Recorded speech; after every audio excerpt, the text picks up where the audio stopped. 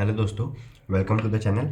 आज हम देखते हैं टॉक्सिन्स के बारे में, mainly bacterial toxins, endo and exotoxin के बारे में देखेंगे। इसके बीच का डिफरेंस देखेंगे मेनली। ठीक है, ये बहुत ज़्यादा इंपॉर्टेंट टॉपिक है और ये यूनिवर्सिटी में मोस्टली हर यूनिवर्सिटी पेपर में आ ही जाता है और रिपीटेड होता है बहुत ज़्यादा ये। ठीक है, 5 मार्क्स के लिए बहुत ज़्यादा रिपीटेड होता है ये।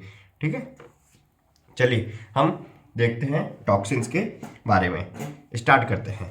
सबसे पहले टॉक्सिन्स होते क्या हैं, फिर देखेंगे मेनली डिफरेंस के फॉर्म में ही पढ़ेंगे इसको, क्योंकि डिफरेंस के फॉर्म में ही आता है और डेफिनेशन कोई रेयरली पूछता है, ये सिर्फ एक्सप्लेनेटरी पर्पस के लिए है। तो टॉक्सिन्स क्या होते हैं? टॉक्सिन्स होते हैं एक तरह के केमिकल्स। केमिकल कैसा हो सकता है? या तो प्रोटीन नेचर का हो सकता है या फिर किसी अदर नेचर का हो सकता है, जैसे कि पार्ट ऑफ सेल वॉल।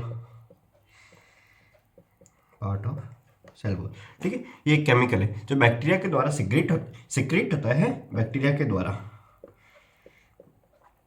ठीक है, और बैक्टीरिया इसको रिलीज करते हैं to infect human body when there is infection. ठीक है, ह्यूमन बॉडी को इन्फेक्शन करने के लिए या खुद का साइकिल चलाने के लिए भी होता है, तो पर इसकी वजह से ह्यूमन बॉडी इन्फेक्ट होती है। ठीक है, चलिए हम अब देखते हैं एंडोटॉक्सिन एंड एक्सोटॉक्सिन के बारे में डिफरेंस।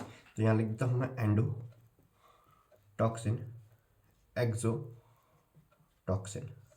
ठीक है, तो सबसे पहले नेचर क्या होता है इन टॉक्सिन्स का?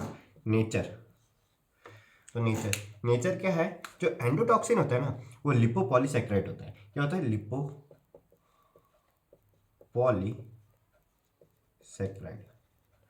ठीक है, ये लिपोपॉलीसैकेराइड का नेचर का होता है, मतलब पार्ट ऑफ सेल वॉल का नेचर होगा। सेल वॉल लिपोपॉलीसैकेराइड कहाँ मिलता है? मेनली सेल वॉल के अंदर, तो ये सेल वॉल का पार्ट होगा। ये क्या होगा? प्रोटीनेसिस, ये प्रोटीन नेचर का होगा। ये लिपोपॉलीसैकेराइड नेचर, और लिपोपॉलीसैकेराइड मेनली क्या मिलता है? Cell wall. तो आइडिया कहाँ के सेल वॉल से बनता होगा एंडोटॉक्सिन। और एक्सोटॉक्सिन क्या है? प्रोटीन। तो ये कोई साइटोप्लाज्म में वहाँ से कहीं से आता होगा। ठीक है, वो हम आगे बता देंगे। ठीक है, नेचर हो गया। उसका सोर्स क्या है? ठीक है, एक मैंने बोला था ये सेल वॉल के अंदर होता है, तो सही है, इसका सोर्स भी है सेल वॉल, और वो भी किसी ग्राम नेगेटिव बैक्टीरिया की सेल वॉल। ठीक है, और ये क्या होता है? ये secreted by both gram positive and gram negative, ये दोनों से निकलता है और ये ग्राम नेगेटिव से निकलता है। ठीक है, रिलीज बाय, अब रिलीज के लिए रिलीज कैसे? मतलब ये तो बोल दिया gram negative, gram positive, gram negative. ठीक है, पर रिलीज कैसे? ये है ना, जब भी रिलीज होगा तो जो बैक्टीरिया का जो ये सेल है, इसका पूरा लाइसेस होगा ऐसे, और इसके अंदर से रिलीज होगा। क्यों? क्योंकि सेल वॉल के अंदर, सेल वॉल से बन रहा है, तो सेल वॉल टूटेगी तभी तो ये वॉल टूटेगी तभी तो ये एक्सोटॉक्सिन बाहर आएगा। ऐसे ये वॉल टूटी और ये टॉक्सिन बाहर आया, इसी वजह से सेल लाइसेस, सेल वॉल के अंदर है इसलिए सेल लाइसेस। ये इसके अंदर ही होता है। इसके मैंने बोला था प्रोटीनेसिस नेचर है, तो सेल वॉल से कोई लेना देना नहीं है। ठीक है, तो एक्टिवली सिक्रेटेड। ठीक है, हो गया, नेचर हो गया, सिक्रेशन हो गया, रिलीज हो गया। अब अपन बात करते हैं एक्शन की। तो मोड ऑफ एक्शन क्या होता है इसका? मोड ऑफ एक्शन, ये एक्शन कैसे करता है? आपको पता है कि ना, साइटोकाइनिन्स होते हैं, इंटरलूकिन 1 और TNF अल्फा, ये इन दोनों को इंक्रीज करता है। किसको? साइटोकाइनिन्स, इंटरलूकिन 1 एंड TNF अल्फा को।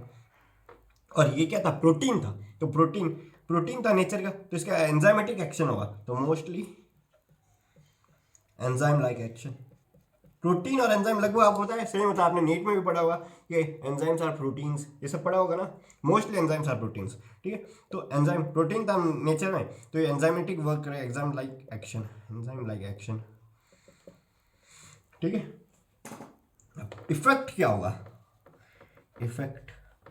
अब मैकेनिज्म ऑफ एक्शन हो गया, नहीं मोड ऑफ एक्शन हो गया, तो एक्शन के बाद उसका इफेक्ट क्या आएगा, यही देख रहे हैं हम। तो ये नॉन स्पेसिफिक होता है, नॉन स्पेसिफिक इफेक्ट होता है इसका, नॉन स्पेसिफिक। और इसका क्या होता है? Specific effect. किस पे? एक पर्टिकुलर टिश्यू पे होगा, specific effect on particular tissue. इसका पूरी बॉडी पे इफेक्ट हो सकता है, जैसे कि फीवर हो गया, एग्जाम्पल फीवर। फीवर, फीवर क्या होता है, पूरी बॉडी पे इफेक्ट होता है, इसके ऊपर स्पेसिफिक पर्टिकुलर टिश्यू पे काम करेगा।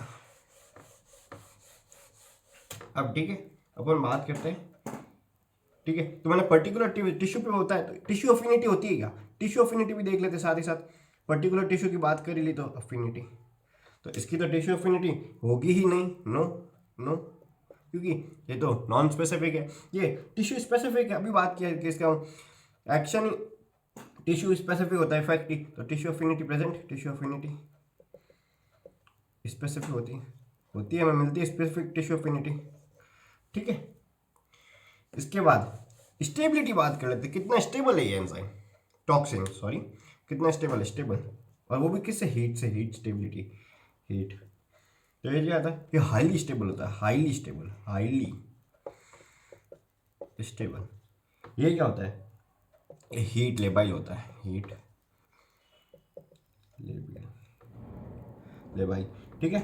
60 डिग्री पे डिस्ट्रॉय हो जाता है, 60 डिग्री सेल्सियस पे डिस्ट्रॉय हो जाता है। अब एक क्वेश्चन आता है, क्या ये वैक्सीन के लिए काम आता है, ठीक है, क्या ये वैक्सीन के लिए काम आता है, वैक्सीन के लिए, ठीक है, तो नहीं, इससे वैक्सीन नहीं बन सकती, एंडोटॉक्सिन से वैक्सीन नहीं बन सकती।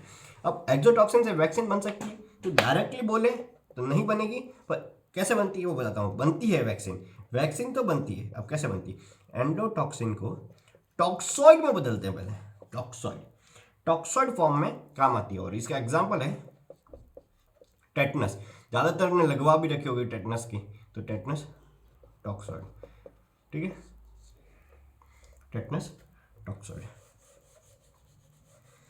अब इसके कुछ अदर डिफरेंसेस है, वो भी देख लेते हैं, अदर डिफरेंसेस, ये तो मेन डिफरेंसेस थे, अदर डिफरेंसेस, क्या ये फैटल डोज है, फैटल डोज होती है इसकी, अगर ज़्यादा आ गया तो फैटल हो जाएगा ये, ठीक है, तो लार्ज डोज होगी ना वो फैटल होगी, लार्ज डोज, लार्ज डोज होती है इसकी फैटल, इसकी मोर बहुत पोटेंट होता है, मोर पोटेंट, मोर पोटेंट, तो मोर पोटेंट मतलब हल्की सी डोज, स्मॉल डोज भी फैटल हो सकती है, small dose fatal, small dose fatal. और कुछ डिफरेंस है, तो एक दो डिफरेंस और है, वो भी बता देता हूँ मैं आपको। क्या ये आ गया तो आप इसको एंटीबॉडी दे के न्यूट्रलाइज कर सकते हो इसको, तो वो भी देखते हैं, तो neutralisation by antibody, neutralisation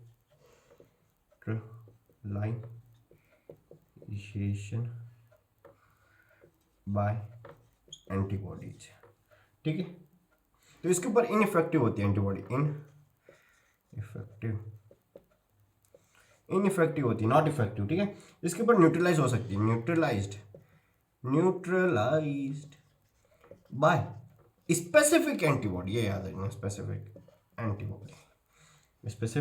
antibody, ठीक है, यही मेन डिफरेंस थे, ठीक है, थैंक यू। यहाँ पे ये एक्सोटॉक्सिन, एंडोटॉक्सिन और टॉक्सिन्स के बारे में यहाँ पे ख़त्म होता है।